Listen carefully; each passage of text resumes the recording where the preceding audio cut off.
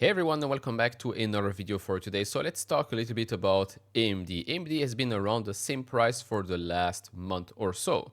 Actually, if we look at the year-to-date performance, it's been a good year for AMD stock, right? Comfortably outperforming the market. It's up 32.8%. But then if you look at the last 12 months, for example, stock has done basically nothing. Now that's good and bad, right? It's bad if you bought it a year ago, then you've been underperforming the market, of course. It's good if you wanted to accumulate more and more shares. Why? Because throughout the last 12 months, the business, of course, has become better. Now, right now, when I'm filming this video, it's the end of the quarter. And so it's always good to look back and reflect and see what has happened with the stock, what has happened with the business, right? To make sure that our expectations are not too low and especially not too high. By the way, over the last 3 months, stock is up 17.7%. It's a company worth $262.5 billion. Yes, the trading PE is very, very high. The forward one is 31.9 times, but this is still a company that is expected to grow top and bottom line quite rapidly over the next coming years. Now, as I've shown you before, right, when AMD was back early 2024 at around $227 or so, this was the next NVIDIA. Right? This was the next NVIDIA. And since then, the stock has crashed 66% to the April lows. And then from the April lows, the stock has gone up by 135% to reach a peak here of $186. And then, yes, it did pull back a little bit, around 13% right now. And as we've been saying time and time again, these are healthy pullbacks, right? You want to see stocks that have gone up more than double in a matter of couple of months, pull back a little bit. It is healthy. Previously, we were also overbought. So healthy pullbacks and then some consolidation around key prices is a good thing. Now let's talk a little bit about AMD, the business. Of course, if you enjoy these type of videos, hit all the buttons, would really appreciate that. If you want to support me even further, do check out the link down in the description and end up in comment with the top 10 best stocks to buy now, or go to fool.com/couchinvestor. Thank you very much. Important to note that I'm filming this before the market opens, after it was announced that the government is going to shut down.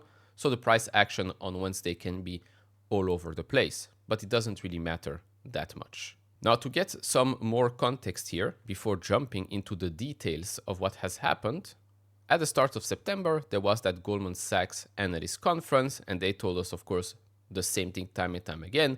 Server CPU market share of 41%, an increase of 8 points in the last 12 months. Data center GPU revenue, street estimates project approximately $7 billion for the current year, which is quite low, if you ask me. Right? If we go back to, I think, the start of the year, projections were closer to $11-12 billion. Then that came down to around $8.5 billion or so, and now we're only at $7 billion. Not gonna lie, as a shareholder, that's quite a low number. Unfortunately, we don't know what the number is because AMD does not give us a number this year. They gave us a number last year. For this year, we're flying blind here. And going from just over $5 billion in 2024 to just $7 billion for 25 is not great, right? It's not great, especially not if we thought it could be doubling in 2025. They talk again about the 2028 AI accelerated total addressable market projected to be $500 billion, data center GPU market share aspiration to achieve around 20%, plus actually to be considered a meaningful player. They also talk a little bit about the total cost of ownership focus, MI400, MI450s, and specifically on that, they say that they anticipate material revenue contribution from the MI450 next year, driven by close collaboration with end consumers for deployment preparation, probably the OpenAIs and the Oracles of the bunch. The company expects continued strong growth in its CPU franchise, fueled by both AI-related demand increases and ongoing market share gains in cloud and enterprise segments. AMD aspires to achieve absolute server CPU leadership in the relatively short period of time and aims for over 20% market share in data center GPUs, as an intermediate step to establish itself as a meaningful player. Of course, all of that is great, but if we're only going to get these types of numbers, that's, well, quite conflicting, right? Of course, it's not like there is no growth potential. If we look at the capex growth from all of the big players and the projected growth according to Beth Kindick here, Amazon, Microsoft, Meta, and Alphabet are expected to spend $465 billion on capex in 2026, up more than 21% year over year. And we're just talking about these players. You're not talking about Tesla, XAI, all the other AI labs, countries, and all of that. So the opportunity is definitely there. Now, they also showed us this, right? NVIDIA and AMD free cash flow. This is something that I've talked about before as well. Gross profit margin and especially free cash flow margin.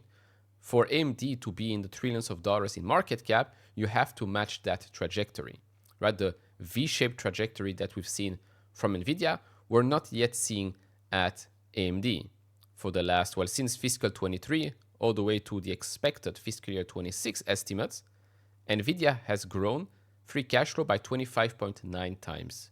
AMD, 6.6 times, which is still very, very good. But every time I see this stupid comparison that AMD is suddenly going to be worth trillions of dollars because NVIDIA is worth trillions of dollars, I'm sorry to say, but that's more hopium than anything else. AMD can become extremely big, but to start making comparisons to NVIDIA, the numbers need to make sense. And at the moment, the numbers do not match that Narnia type of thinking. Moving on here, we have actually some very interesting numbers and projections here. So first up, CSP CapEx estimates.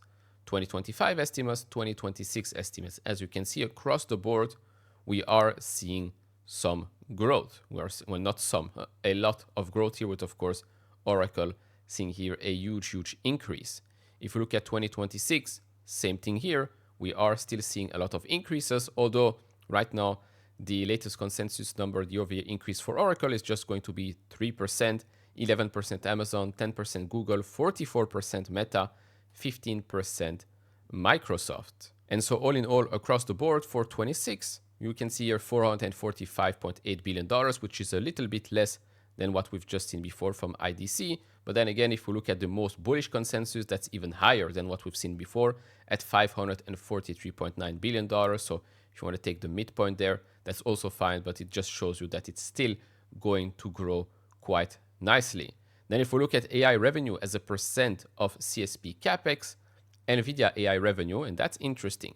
So NVIDIA AI revenue for 25, the estimated number is $193.3 billion, 86% mix. That drops to 81% of the mix in 2026. Now you might say, okay, great for AMD. Yeah, AMD is going to take 1 percentage point, going to go from 4% to 5%. The huge winner here is actually Broadcom. Broadcom goes from 8% mix to 12% in 26. So they go from $19 billion to $36.9 billion. And AMD, by the way, is going to go from 8.3, so not the $7 billion that we've seen. Again, these are estimated numbers, from 8.3 to $15.1 billion in 26. Nice growth, right? Nice growth. And maybe if those numbers are conservative, I don't know, maybe they could even double, right? To go and reach $16-17 billion or so in 2026, depending on the release of the MI400 series, how fast can they ramp it up, etc., etc. So, okay, these are the numbers right now, but it's quite clear that Broadcom is going to be the big winner. And here, according to those estimates, NVIDIA is about to lose its share of revenue as a percent of CSP CapEx. As for the commentary that we've got from CSP management on 2026 CapEx, Microsoft, fiscal year 26 CapEx growth to be moderated versus fiscal year 25, greater mix of short-lived assets, GPUs, etc. Meta expects another year of similarly significant CapEx dollar growth in 2026 as they continue to aggressively pursue opportunities to bring additional capacity online to meet the needs of their AI efforts and business operations. We've just, of course, seen also the Meta CoreWeave deal for $14 billion. Google, looking out to 2026, we expect a further increase in CapEx due to the demand we're seeing from customers as well as growth opportunities across the company. And then Oracle, majority of our CapEx investments are for revenue generating equipment that is going into data centers and not for land and buildings. And so again, for those that think that this AI growth cycle is coming to an end, I'm sorry to say, but no, at least not yet. Moving on here, we've had a Truist analyst come out with a new price target of $213 with a buy rating here. The catalyst: growing customer traction in data center AI markets, shift from being viewed as a price check to a real partner, and reinforce conviction after management dinner discussion. The risk factors are reliance on continued execution in data center AI adoption and competitive landscape versus NVIDIA and Intel could pressure momentum because of the announcements between NVIDIA and Intel. Analyst reiterates confidence in calendar year 2027 EPS of $7.89 and growth outlook, which means you're paying approximately 20 times calendar year 27 earnings at the moment, which is not that expensive, I would say, for a company that is still expected to grow quite rapidly. Then quickly switching to something that I mentioned during a live stream. This is from Sema Analysis on X, talking about how AMD is actually pushing NVIDIA to produce better products. And then, of course, NVIDIA pushes AMD to produce better products as well. But this is a good sign. This is a sign that actually AMD products are now so competitive and successful that it makes NVIDIA, the clear leader here, think twice and improve their own products. This is very good for the market and a good sign that the MI450X here is going to be quite a competitive product. Lastly, here we've had an announcement between AMD and Cohere. Cohere is valued at around $7 billion or so. Cohere specializes in large language models and AI products for regulated industries, particularly finance, healthcare, manufacturing, and energy fields, as well as the public sector. And so last week, AMD and Cohere expand global AI collaboration to power enterprise and sovereign deployment with AMD AI infrastructure. Cohere customers can now run Nord and Cohere's Command A series directly on AMD Instinct's GPU-powered infrastructure. AMD also announced that it will integrate Cohere's Nord platform into its internal enterprise AI portfolio, making Cohere's technology an integral part of the AMD internal and engineering AI workflows at the company. The co-founder of Cohere said the following thing: AMD has a compelling total cost of ownership proposition with its AI infrastructure and is a great option for sovereign AI initiatives in Canada and globally. So they were already at the AMD Advancing AI event, which we actually covered on the channel. So as discussed there, these models powered by AMD are already deployed across enterprises, providing the memory bandwidth and capacity needed for long context reasoning and complex workloads, reducing the deployment footprint and lowering total cost of ownership for customers. With Cohere's focus on highly secure and private AI models combined with the high-performance AMD AI infrastructure, AMD and Cohere can enable sovereign AI deployments that respect national data, security, and compliance requirements. Offering Cohere enterprise AI models on AMD AI infrastructure provides a foundation for governments and enterprises to build trusted AI systems with the flexibility to run on their own terms. Of course, this is very important if you really want to participate in those huge projects, whether it's the Stargate projects or anything else, especially when we talk about governments, financial sector, healthcare sector, energy.